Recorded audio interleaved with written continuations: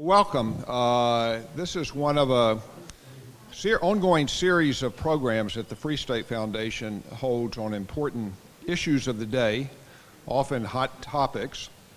Well, with everything that's happened this week, this program, which I titled about 6 weeks ago, Thinking the Unthinkable, Imposing Utility Regulation on Internet Providers, certainly qualifies as a hot topic, I think.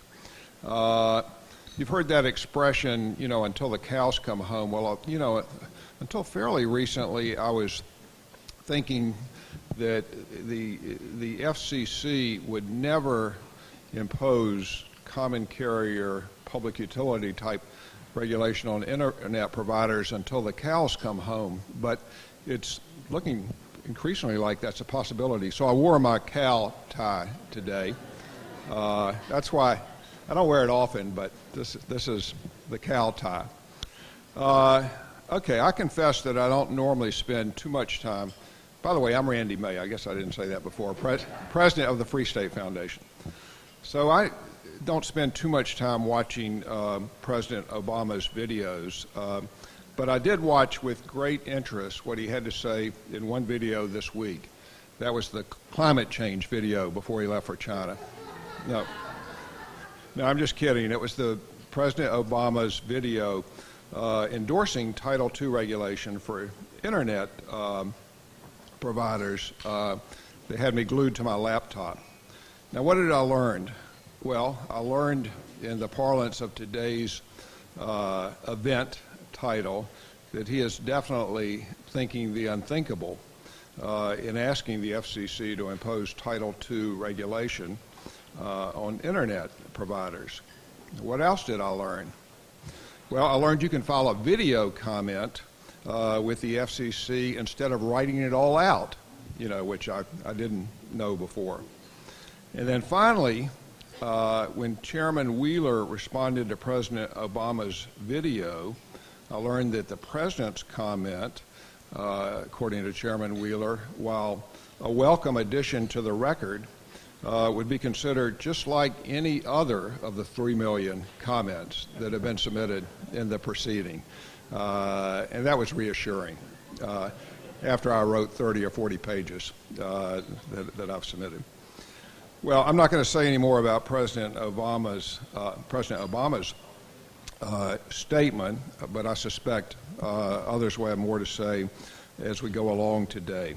So now we're going to jump in right to the program, and here's what's going to happen very quickly. First, Congressman Latta is going to speak, and after and he's agreed to take a couple questions, then he has to head back to the Hill.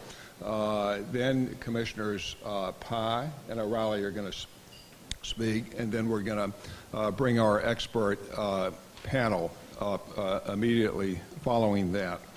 Now, before introducing Congressman Latta, I was told by a couple people much younger than me that, who tweet perhaps more than I do, that I put down thinking the unthinkable as the Twitter handle, and I was told, that's pretty long.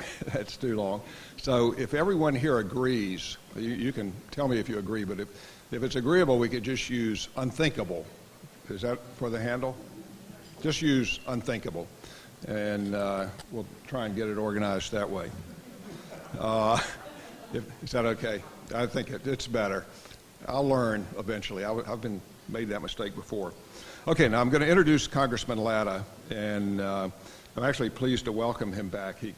Congressman Latta spoke at a Free State Foundation event in October 2013. That was at a seminar entitled A New FCC. I don't know whether you recall, but that was the title of that seminar. And I bet in light of all that's happening this week and with the House Commerce Committee's project to undertake to look at an update of the Communications Act, that Congressman Latta is still thinking about a new FCC in one way or another. So what I'm going to do, and we've got everyone on the table has the long brochures. with the permission of Congressman Latta and others, we're not going to do that. So I'm going to give you the one-line, two-line version, and then we'll jump right in. Congressman Bob Latta is currently serving his, we say here, fourth term, and I guess you were just reelected. Congratulations to another term in the House. And importantly for our purposes here today, Congressman Latta is Vice Chair of the House Committee on Communications, Subcommittee on Communications and Technology. So with that, welcome, Congressman Latta.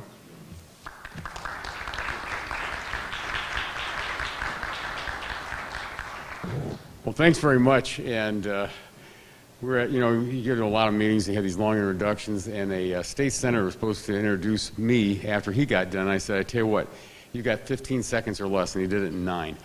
So I was proud of him. But thanks very much for having me back. Randy, thanks very much. Commissioners, thanks very much for being here. The commissioners are very accessible because Commissioner Pai was back in August, I believe it was, came out to the district to meet with my rural telecoms, and we had a great meeting in a very, very small town. I think he put the entire population of the town in this room. But we had people from all over the state, Northwest Ohio, that were there for that meeting, and really appreciated your time to come out and be with us that day. Because the folks sometimes back home always ask me this question: do they actually know what they're doing in Washington? And I have to tell them no. And then that doesn't really get the encouragement up to that level real quick. But it was great to have the commissioner out because he could also explain what was going on from his vantage point.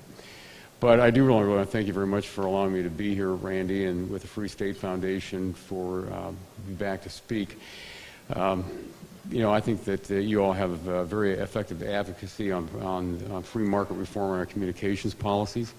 I also want to welcome our distinguished guests and leaders and extend my appreciation for all of you who promote that innovation investment in information industry. And I'm pleased to speak here today on the importance of maintaining an open internet, free and from overburdensome regulations.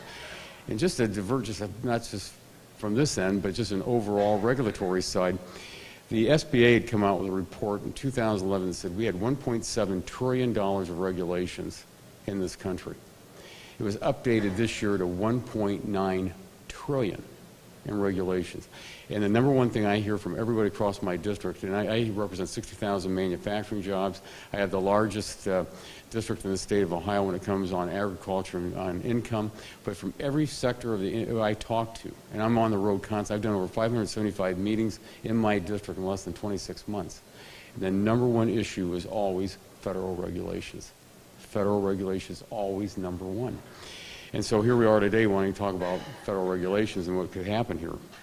In the last 2 decades have been an incredible period for growth, investment, and innovation in the information and communications technology industry. And since the passage of the '96 Communications Act, we've seen phenomenal advances in technology.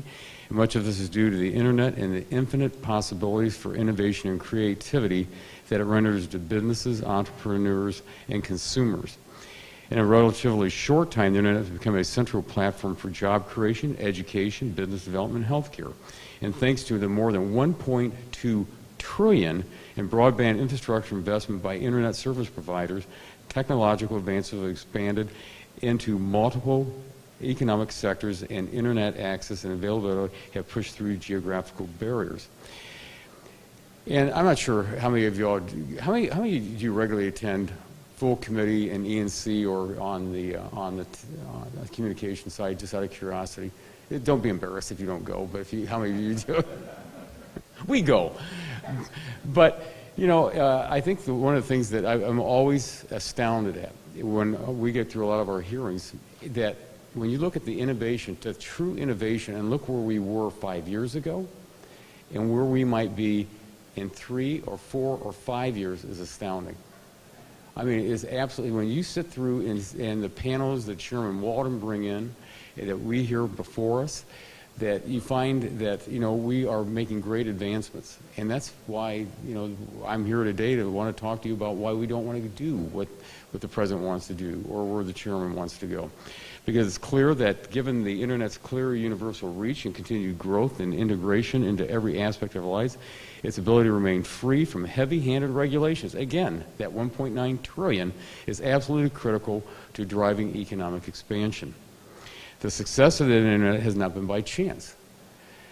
The light touch regulatory framework that has long governed its operation and functionality has been central to the innovation and advancement we are experiencing at both the core and the edge of the network today. Unfortunately, many ignore or underestimate the significance of this light touch regulatory approach and negligently dismiss its importance to the success of the broadband marketplace and surrounding ecosystem. While the Internet has expanded in availability, become more robust to support heavy bandwidth applications and services, and most importantly, remain open and free, some are recklessly advocating the FCC reclassify broadband as a public utility under Title II of the Communications Act. This view was reiterated again earlier this week, as Randy had mentioned, by the President when he announced the support to regulate the Internet under Title II. It's extremely troubling and disappointing to hear the President urge the FCC to adopt a stronger regulatory framework for this open Internet. Reclassification under Title II threatens our thriving Internet economy and American jobs it creates. If we heap over 80 years of regulatory baggage on broadband providers, this will undoubtedly restrict Internet service providers' flexibility to innovate and stunt their ability to make robust investments and expand high-quality broadband services to all Americans. The end loser in this is going to be the consumer. The Internet isn't a utility, so we shouldn't treat it as such. And we make trips out to a lot of different folks across the country that are out in this area and who are really these innovators. And when you talk to them, they're not saying, well, we're going to create this in a year or 2 or 3. You're talking about a series of a few months that they're working from.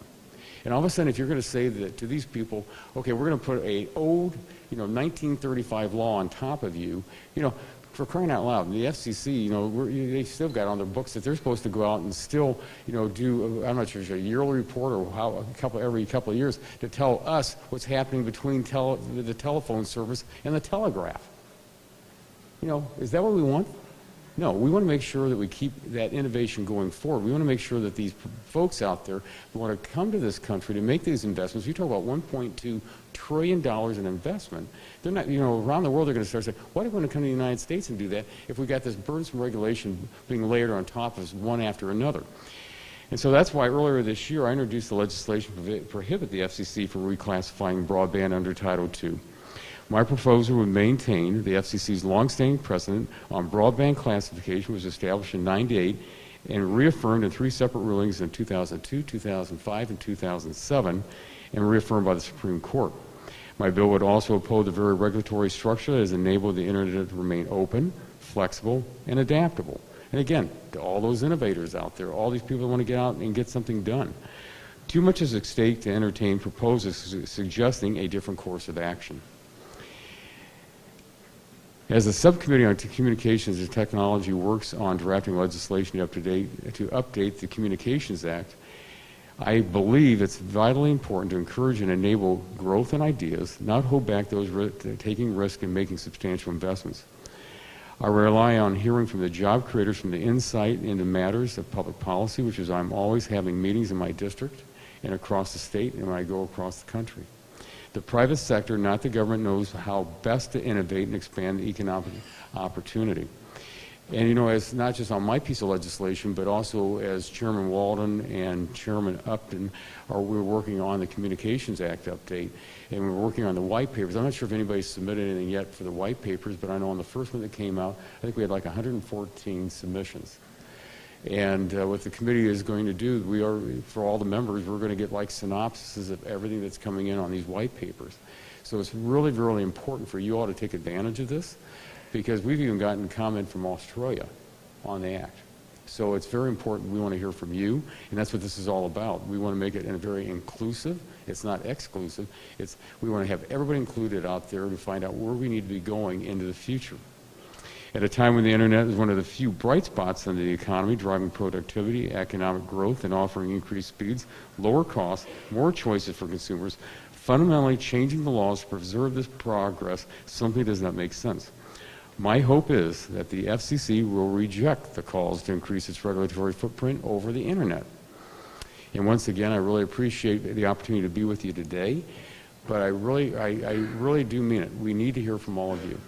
We've got to hear from you because, again, I know I served 11 years in the Ohio General Assembly as a county commissioner in Ohio before that.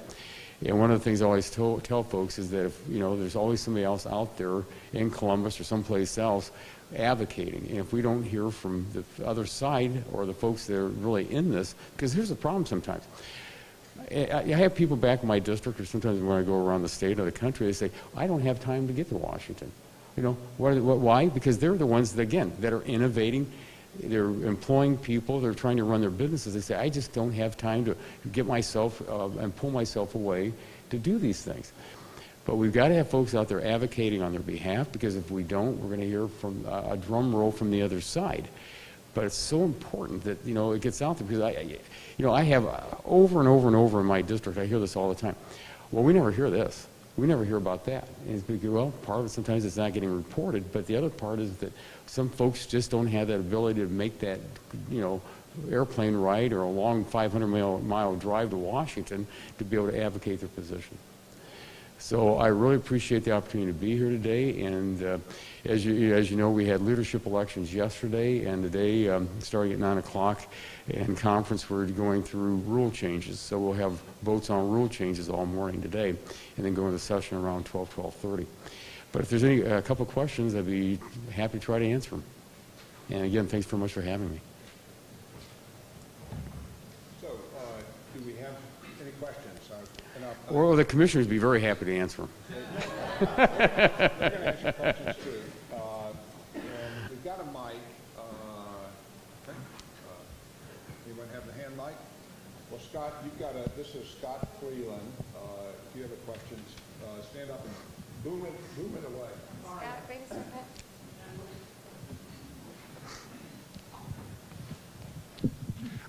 Title II, really, people don't appreciate, is a legal decision to change the internet traffic to telecommunications. And that would put it under the legal purview of the United Nations International Telecommunications Union, which has effects on tariffs. It affects potentially on censorship, about essentially bordering the internet.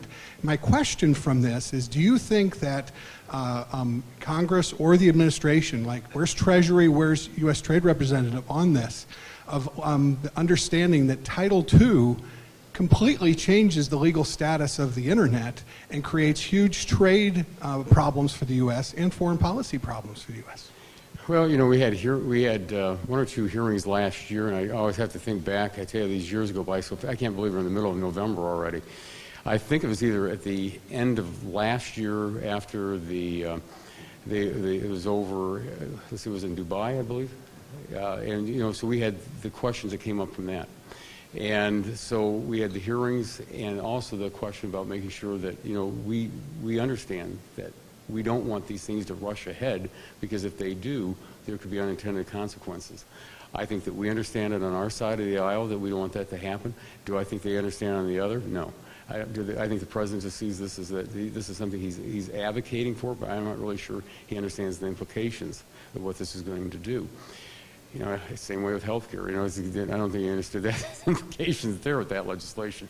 But I really think that they don't see either that, or there's something that it's fine if everything goes under, because we don't want to have what's happened in certain countries come down where all of a sudden you see the taxes, the heavy-handed burden of government coming down on it. Is everything great that comes across the internet? No, but there's a lot of things that are good on there. The first thing in some of these countries when they have crackdowns, what do? You close down the internet right off the bat. So I don't think there's an understanding that they see what the consequences are of this, because it's the old physics term, for every action there's going to be a reaction, and there's going to be a big reaction on this. One more question. Jerry? Jerry Edwin. Congressman, Do you think it would make good sense for Republicans to try to pass your legislation either in the lame duck or next year? And what would be the result from that effort, would you think? Well, I think that, we're running out of time. We only got about 3 weeks left but I think that, we're going to have probably a hearing in December and move it into the 114th. But I think that, the Chairman Upton, Chairman Walden, and I all signed a letter saying that, we did not believe the position was right on taking this under Title II, and that I think that we'll work from my legislation going into 114th. Okay. Well, join with me, if you would, in thanking Congressman Latta.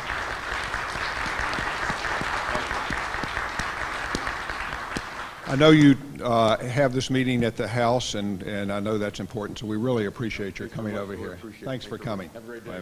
Thanks. Okay.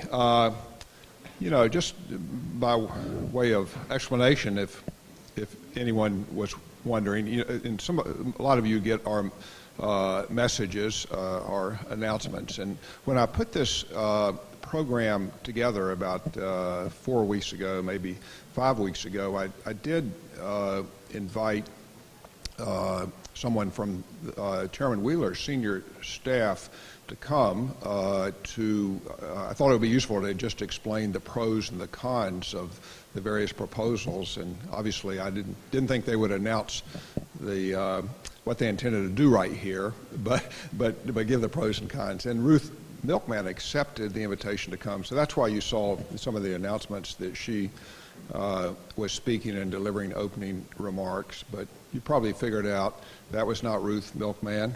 This is not Ruth Milkman, and I was just told last week that she couldn't make it for a conflict, and other senior staff over there were otherwise unavailable. So I'm really grateful that on short notice Congressman Latta was here, and then it just turned out with the president deciding he wanted to make videos this week that it's really, I think, very fortunate, and I'm gratified that we have Commissioners Pai and O'Reilly here to speak. Now, so what I'm going to do is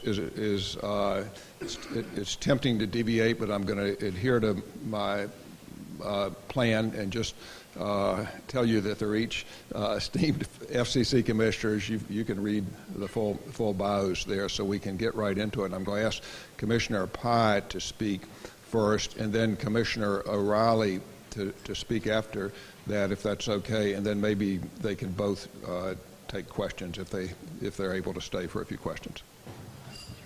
All right, you guys can decide the order. I mean, whatever. No, please. No.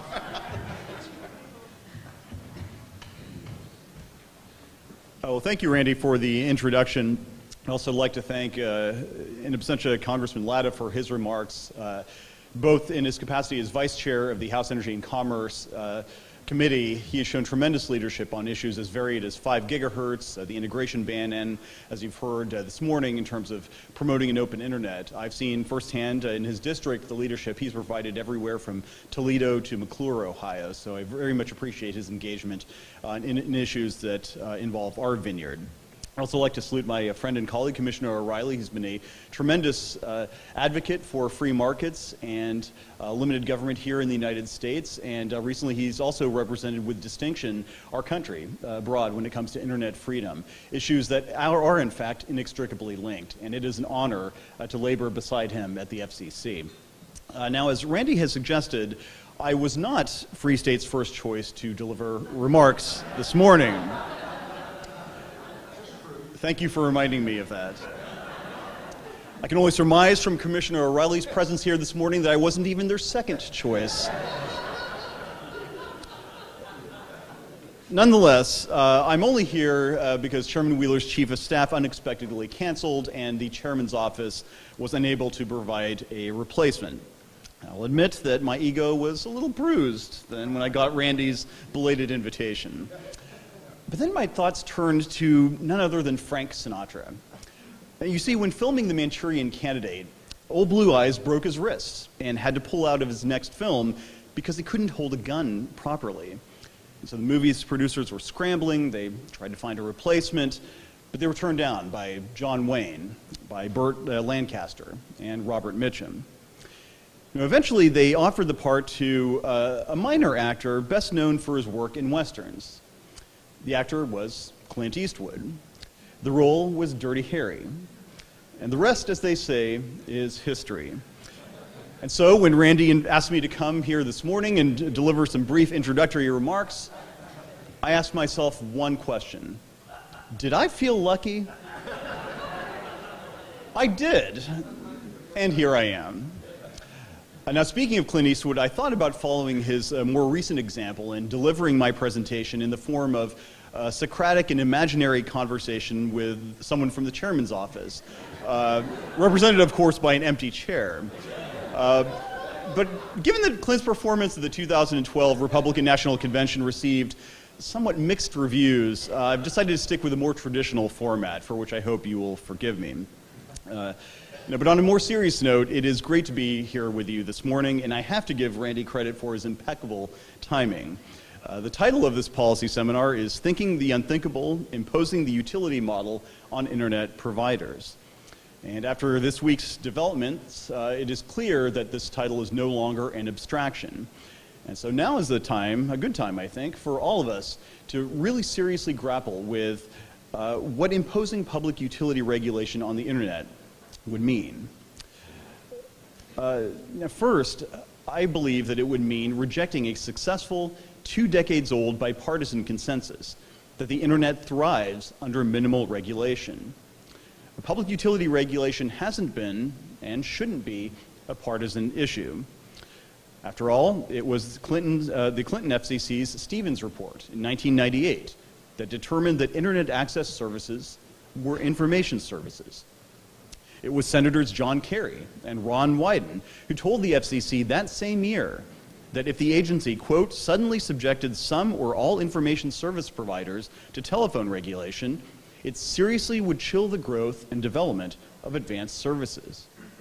And it was FCC chairmen of both parties, Bill Kennard, Mike Powell, Kevin Martin, and Julius Janikowski, who wisely rejected imposing yesterday's heavy-handed rules from monopolies onto the evolving, competitive Internet marketplace. Now, there is no mistake about what this bipartisan consensus has produced. And not just for those of us who are old enough to remember 56K modems and Internet access CDs from AOL in the mail. Our historic light touch approach has yielded larger investment in broadband infrastructure, faster speeds, and broader deployment. Now, you might ask, well, larger, faster, and broader than what? Well, compare the broadband market in the United States to that in Europe, where broadband generally is treated as a public utility. Today, 82% of Americans and 48% of rural Americans have access to 25 megabit per second broadband speeds. In Europe, those figures are only 54% and 12% respectively. Similarly, American broadband companies are investing more than twice as much as their European counterparts, $562 per household versus only $244. They deploy fiber to the premises about twice as often, 23% versus 12%. And when it comes to wireless in particular, the fastest broadband technology in wide deployment, 4G LTE, now covers 86% of Americans. In Europe, that number is only 27%. In the United States, average mobile speeds are 30% faster than they are in Western Europe. And despite the fact that the United States has less than 4% of the world's population, we now have almost 50% of the world's LTE subscriptions. It's no wonder then that just 2 weeks ago, the New York Times reported that, and I quote, the lack of ultra-fast internet access in much of Europe has placed local companies at a disadvantage in the digital world compared to their rivals in North America and Asia. Now, it is all too easy to bash American broadband when you don't have to seriously compare the overseas experience. But once you do make an apples-to-apples comparison, why would we want our broadband market to become more like Europe's? Why would we, in the words of my friend Jeff Pulver, who was here this morning, want to use fear and loathing as a basis for telecom policy? Second, Public utility regulation would mean less competition and choice for consumers. Title II was designed to regulate the old Ma Bell monopoly. And the surest way to discourage competition is to impose upon an industry with distinct competitors and rapidly evolving technologies a regulatory framework designed for a slow-moving monopoly. Just ask yourself, what company is going to enter the broadband market or expand its facilities if it is going to be tightly regulated as a public utility? Now, fortunately, we don't have to answer that question in the abstract. We have a concrete example that yields instructive results. Just look at the example of Google Fiber. Today, Google Fiber does not offer voice service over its broadband network. Why? Because voice is a heavily regulated Title II service, as the company itself publicly has stated. So just think about that. Google has the network in place. It would cost virtually nothing to offer this basic and critical service. But they consciously decided not to do so because of Title II regulation. And remember, that's Google, a company whose market capitalization is equal to Comcast, Verizon, and T-Mobile combined. So, what will happen then if we turn broadband into a Title II service as well? Less deployment, less innovation, and less competition. Indeed, we're already seeing that. As one of our nation's largest broadband providers just announced that they are hitting the pause button on fiber deployment. And it's not just the large companies. Small companies like wireless ISPs, rural telephone companies, and small cable companies might have to exit the business altogether under a Title II regime. Now, this critical issue, in my view, has received too little attention. Last month, I went outside the Beltway and held a field hearing in College Station, Texas, on the issue of net neutrality. And one thing struck me above everything else. The people with whom I spoke, both during and after the event, weren't most concerned about how broadband providers manage their networks. Instead, they wanted more choice and competition in the broadband market. If that's our goal, and I think it should be, utility regulation is not the solution. To the contrary, it would be a big problem. The third major effect from Title II. Public utility regulation would mean higher broadband prices for consumers. Once broadband is classified as a telecommunications service, universal service charges will be assessed on carriers' broadband revenues, and many state and local taxes will automatically kick in. The net result is that every single American broadband customer will have to pay a tax, a new tax, or taxes, to access the internet. That translates into less broadband adoption, especially among the millions of families that still struggle to make ends meet in this lackluster economy. Fourth major effect, public utility regulation would embolden foreign governments around the world that want to impose greater international regulation upon the internet. If we declare at home, as a government, that the United States has the right to regulate broadband networks as a utility, we are going to be less able to combat repressive foreign governments that view the internet as a threat. Do as I say, but not as I do, isn't really a compelling message on the world stage. In sum, the problems produced by public utility regulation are clear.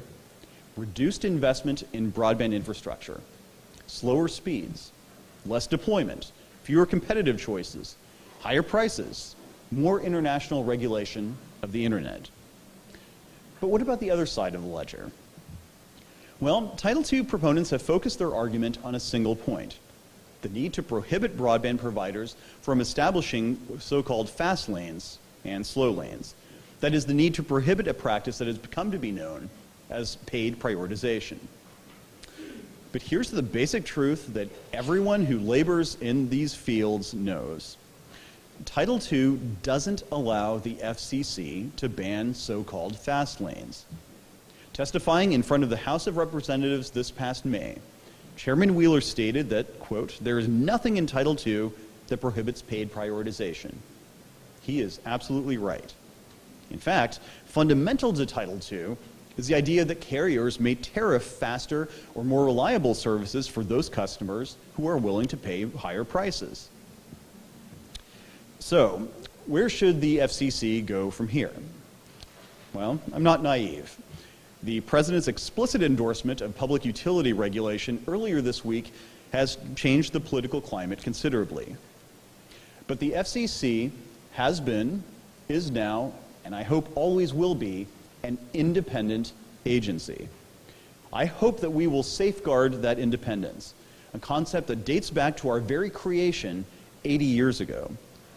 We must base our decision on laws as established by Congress and the facts contained in the record. And the President's announcement does not change the law, and it does not change the facts. All of the reasons why Title II wasn't the Commission's lead proposal back in May still exist today. On Monday, Chairman Wheeler said that the President's proposal raises substantive legal questions.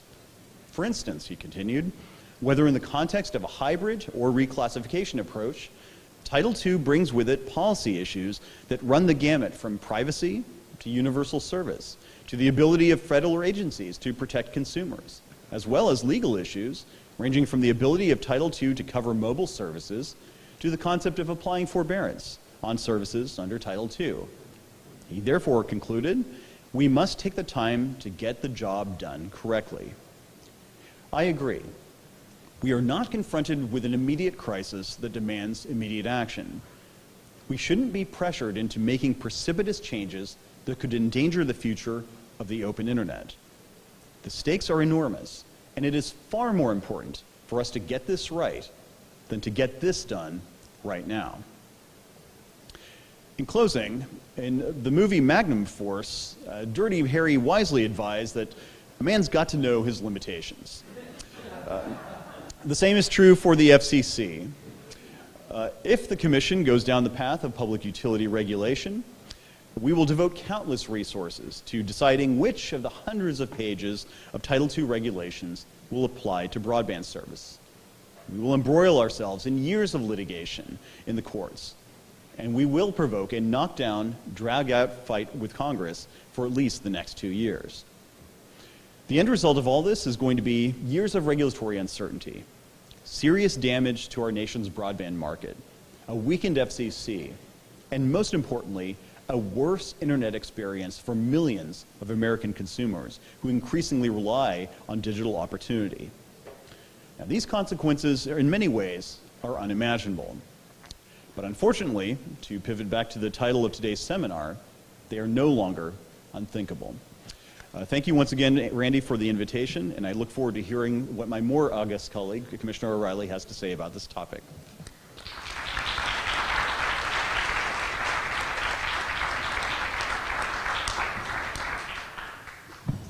Thank you very much, Commissioner Pai. We now know what type of movies you like, for sure. That was terrific. I appreciate it. And everyone out there, remember the Twitter handle is Unthinkable. It's that simple. And now I'm pleased to turn it over to Commissioner O'Reilly. Well, thank you. Excuse me. Let me start by thanking Randy for inviting me. I had the opportunity to have lunch with Randy when he found out that he needed some new guests to this function, and he was quite lively about the need to find some other people. So I'm so pleased to be here. I remember an old boss of mine used to say, "The last person invited is still invited." So I'm happy to join. But I appreciate the opportunity to follow Congressman Latta, a leader on communication issues on Capitol Hill, and of course my very good friend at the FCC, Commissioner Pai. Before I begin, let me be clear that my remarks should not be viewed or interpreted in any way a response to President Obama's net neutrality-related video or comments from Monday. The President has an important voice on the subject, as do my former employers on Capitol Hill. I appreciate the administration's clarified views and will consider them fully as we proceed. As the President reminded everyone, however, the FCC is an independent agency. We are required to make decisions based on a full and substantive record, not on the sole views of any particular elected official.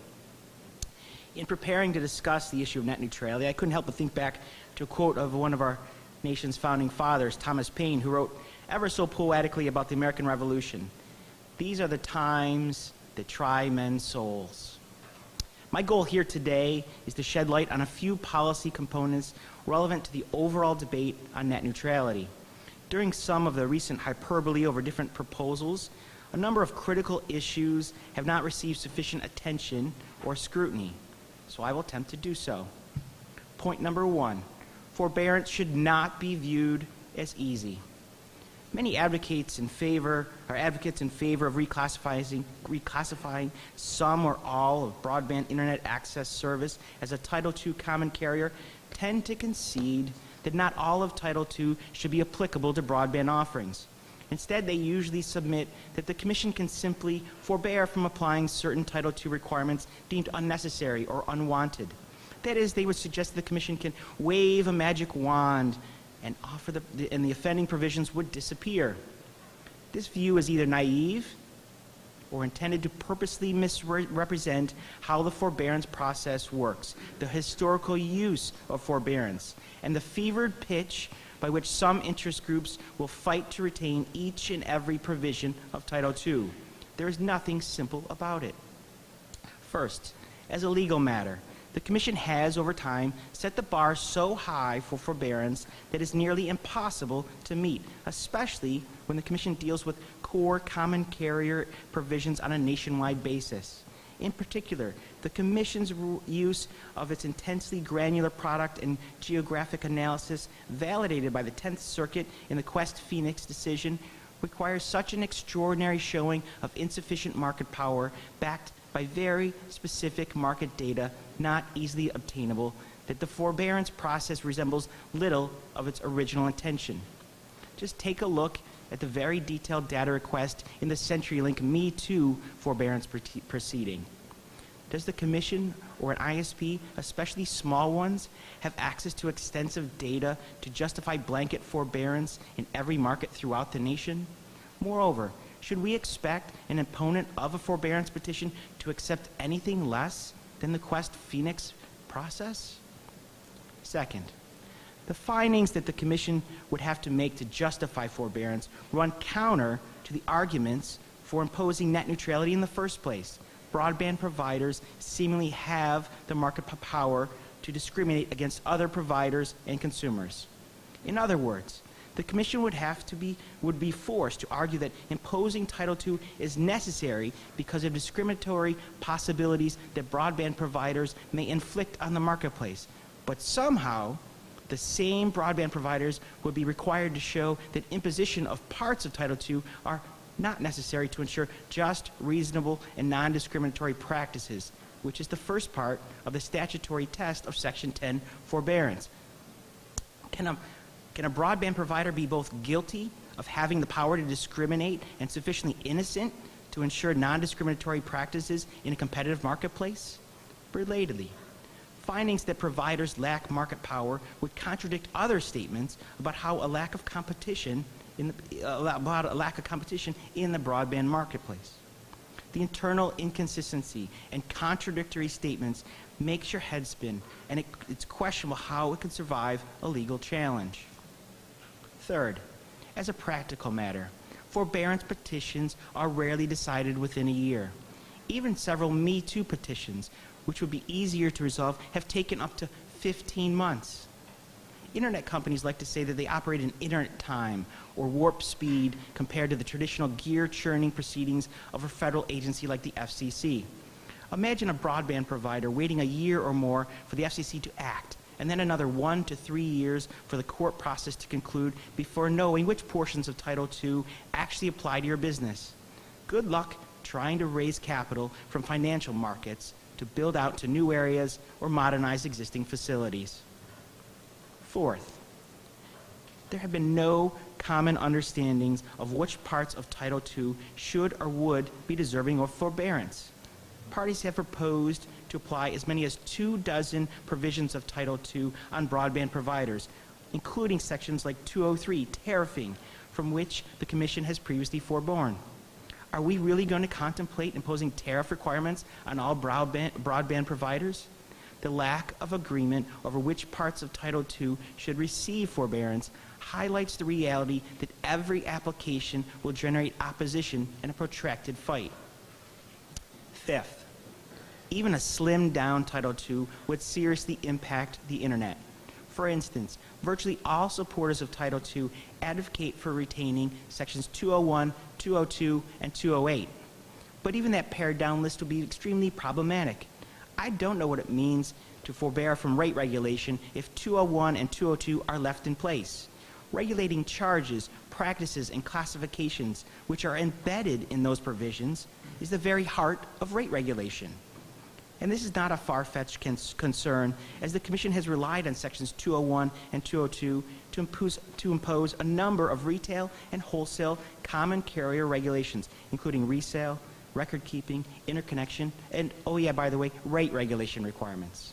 Indeed, Section 201 and 202 are so vague that providers could be subject to a whole list of requirements antithetical to the Internet, and then they could be penalized under Section 208 to boot.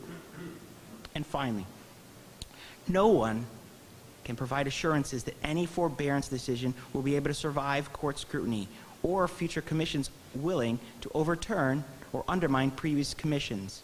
If this occurs, providers will be stuck with full-blown Title II. Point 2, wireless broadband networks are different. As a consumer and in my role as a commissioner, I have marveled at the advances in mobile technology and the explosive growth in wireless devices and services.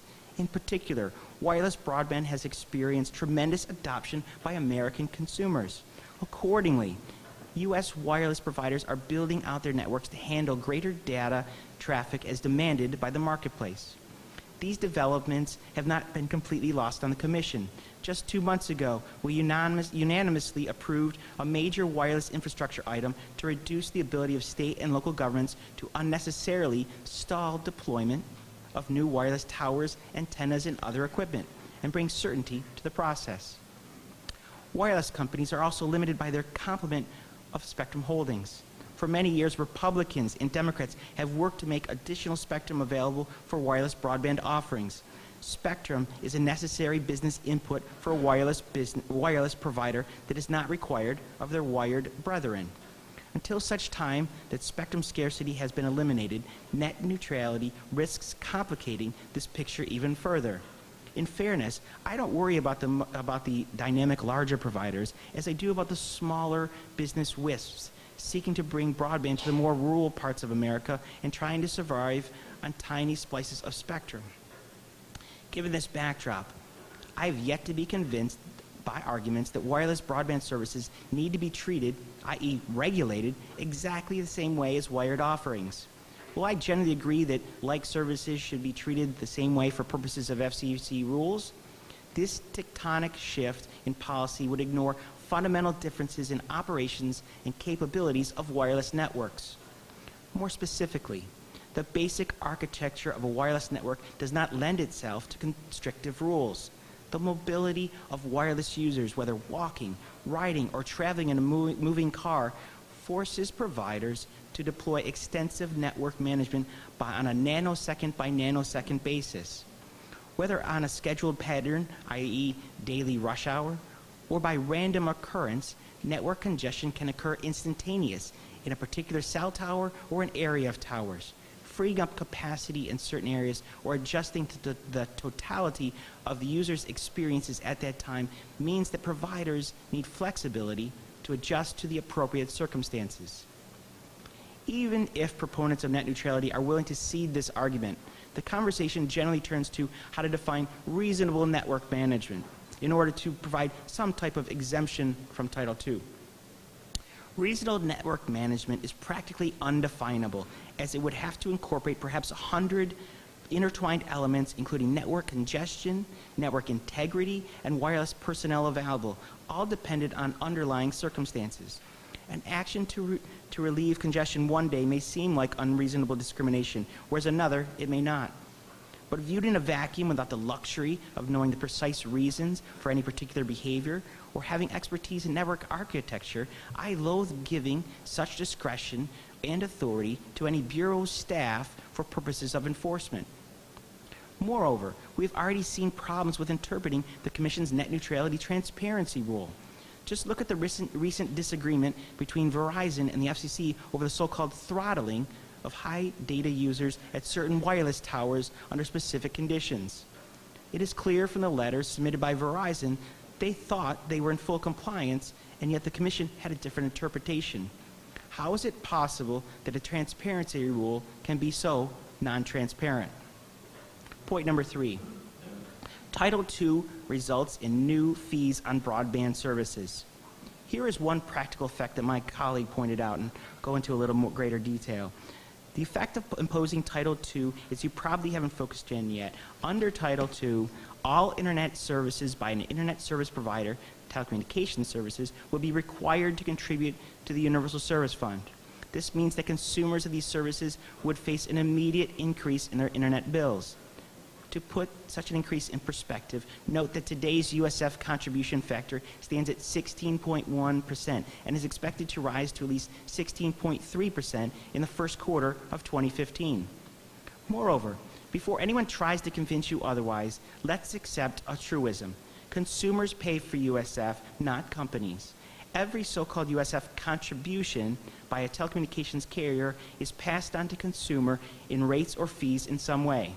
Even net neutrality guru Tim Wu said at a recent FCC legal roundtable, and I quote, "Ultimately, consumers always pay for everything anyways, no matter what we say otherwise." I am sure someone's going to try to suggest that by capturing all of the revenue from ISPs, the contribution factor will actually decrease. I understand that argument, that by absorbing more USF payers, the amount that each contribution should decrease. But, and this is the big but, this only applies if you assume that spending for USF is going to stay constant. It is not. Look at our record in open proceedings. Outside parties want more money from consumers to spend on E-rate and Lifeline programs. And I'm very confident that, based on my conversations, the Commission intends to go on a spending spree with regards to USF, in particular E-rate and Lifeline programs.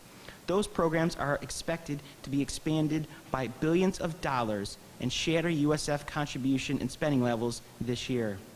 In sum, Title II would require internet access consumers to pay into USF at a level that would not be trivial because the Commission has already plans for spending the money. On a side note, I'm intrigued by the comments by by Congressman Latta, because it brought me to an old experience on internet tax moratorium, and I thought of this, that wouldn't it be ironic if Congress was able to extend the internet tax moratorium to prevent internet access taxes and fees by state and localities in the coming weeks, only to have the Commission net neutrality decision impose a fee on internet access potentially in excess of any state or local state taxes? Having worked on the moratorium for a number of years, there is near unanimity in Congress that state or local taxes on internet access would directly deter the ability of consumers to obtain and utilize the internet.